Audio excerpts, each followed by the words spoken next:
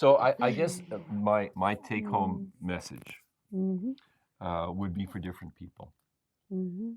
So for parents, Mhm. you love your kids. Mhm. It hurts you to think that they might be Mhm. suffering, Mhm. especially if you're suffering and you don't want to Mhm. feel like you're Mhm. making things worse. Yes.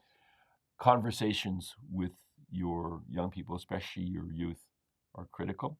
Mhm. Um, but it's not a speech, Mhm. it's a conversation. Yes.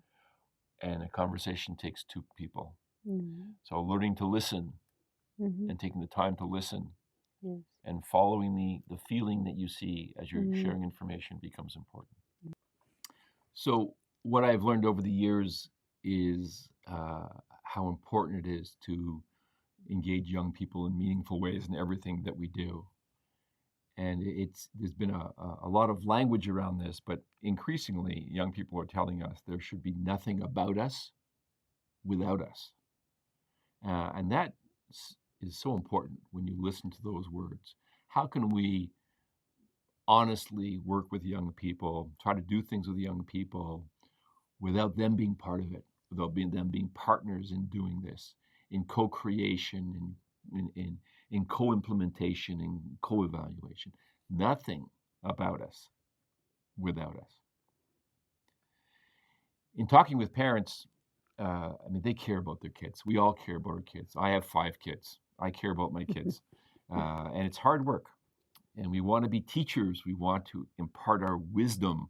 We want to show them the right road. We want to protect them from bad things. And sometimes, in our desire to do that, we talk at our kids. We kind of bombard them with information. We tell them what we think and feel, and sometimes we tell them what they need, and we tell them what we think they should do. And if you're a young person with someone bombarding information at you, you're going to probably tune out. Your earphones are going to go in, your hoodie's going to go up.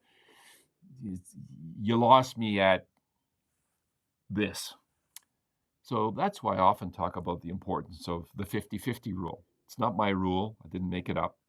But it does acknowledge that when we are talking with young people, we only own half of the airtime. We only own half of the time that's involved in the conversation.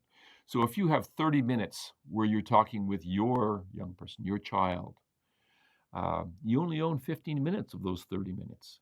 In those 15 minutes, you can express your opinion, your concerns, your desires. You can be honest and legitimate. But the other 15 minutes don't belong to you. The other 15 minutes belong to the young person. And they can use that 15 minutes even if they don't say a word, which means you have to be prepared to listen to silence sometimes. They can express their opinions that you have to listen to without interrupting. They can express their fears without you reacting in such a way that the conversation is monopolized by your fears about being a bad parent. In the 50-50 rule, you're really looking at this conversation between two individuals that are on an equal footing in terms of what they bring to the table. And the importance of what they say and what they don't say is equal.